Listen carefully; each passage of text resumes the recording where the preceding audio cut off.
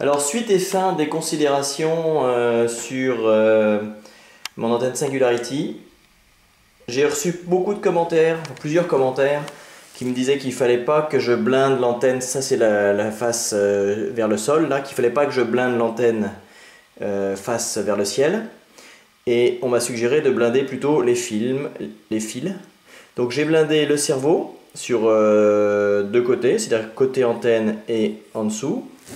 J'ai blindé, alors c'est pas super beau, d'ailleurs il manque un peu de scotch ici, il faut que je remette un coup de scotch.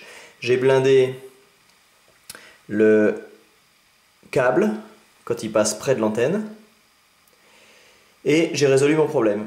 Donc j'ai volé dans cette configuration là, vous voyez, je n'ai pas finalement mis de blindage sur le dessus de l'antenne parce qu'il y avait un risque de faire des ondes réfractées qui fassent des perturbations du rayonnement initial.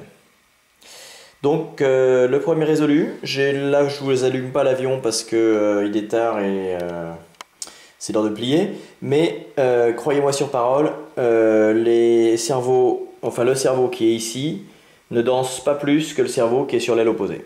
C'est-à-dire qu'ils frétillent légèrement, mais ils le font comme ça depuis des années.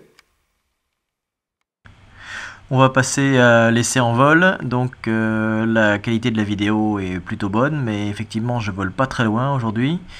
En même temps les conditions sont pas optimum parce que mon antenne est dans une zone assez arborée, donc j'ai certainement un petit peu de végétation entre l'avion et l'antenne. Mais bon, donc on voit que la qualité vidéo est tout à fait normale. Ne louchez pas trop sur le voltage de la batterie moteur en haut à droite parce qu'en fait ça fait partie de c'est mon premier vol en Lyon. Et le voltage de ces batteries est plus faible que ceux des LiPo. Donc c'est normal en fait d'être avec le sigle batterie vide.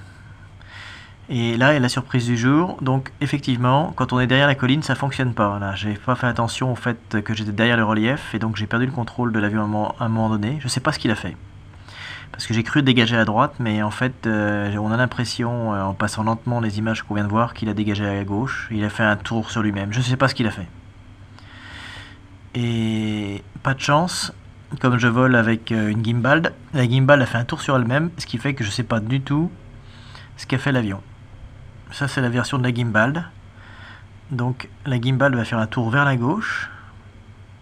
Et normalement elle suit le nez de l'avion en amortissant les mouvements. Mais est-ce que l'avion a fait un tour comme ça sur lui-même aussi rapide? Ça je sais pas dire.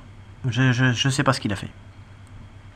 Bon, en tout cas, ce qui est bon, c'est qu'à la fin, je vais pas finir les arbres, j'ai récupéré la liaison vidéo et je suis rentré à la maison. Maintenant, on va voir que quand je m'approche de la verticale de ma base, le signal vidéo se dégrade, mais j'ai la même chose quand je vole avec mes antennes Bluebeam omnidirectionnelles. Donc, c'est pas lié à l'antenne Singularity. En plus, là au sol, j'ai une antenne directionnelle, donc ça aide pas non plus. Donc ce qui est intéressant, c'est qu'il faudra essayer cette antenne donc sur du long range. Pour l'instant, ça fonctionne correctement sur les vols de courte distance. Et dans tous les cas, ce qui est certain, c'est qu'il n'y a pas de traînée. Et ça, c'est un vrai plus pour l'avion. C'est une affaire à suivre.